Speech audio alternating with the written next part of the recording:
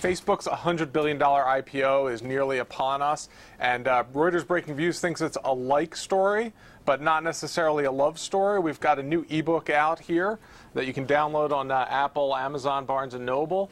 And part of the problem here is the reason it's a like story is obviously a great creation that Mark Zuckerberg has made. Right. But on evaluation, governance, there's some other questions, the business model, we think there's some problems. I mean, just on the numbers, it's a pretty big valuation. The top of the IPO range is $96-ish billion.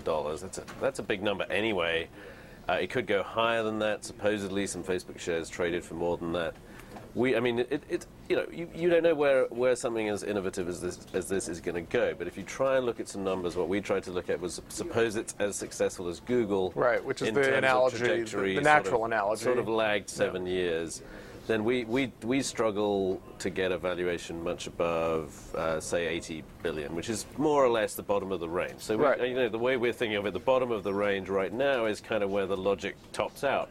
Now, and that's with projecting revenue out many years. And I mean, pretty generous growth rates. Yeah. In fact, faster than Facebook seems to be growing at right now. So I think that's, we feel that's pretty fair. But if you believe they're going to transform advertising radically in ways that we can't really quantify, then obviously you can get to a higher number. I just saw an analyst report that goes up to 160 billion at the top end. But Rob, you've raised questions about the business model here, particularly. I mean, there's advertising is the one thing, but that translates into mobile, which is really one of the big questions here. The problem is that people don't use their phones the same way they use a PC, and advertisers also aren't quite comfortable yet with advertising to people on their PCs. That could change in the future. It could be, but right now, basically, it's almost impossible. And the numbers have just tipped for Facebook in that more people are using Facebook through their phone than they are through their PCs. Exactly. And what that means is that growth could lag, or it could even, not appear over the next couple of years. And going back to that discounted cash flow model, basically all of the value in Facebook is what its growth is going to be like in 10 years' time.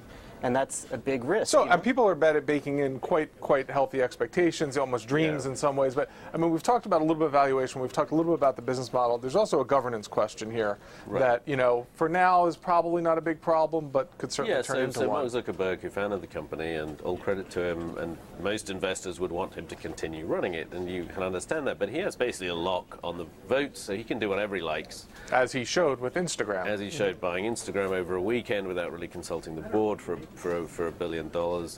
And again, many investors will think that's probably the way it should be. You don't want a sort of over-cautious board getting in the way. But you look at, 10, 15, 20 years down the line, for a really long-term investor, you may have a situation. And it could even be shorter when you talk about sort of the life cycles of internet companies. That all could be accelerated.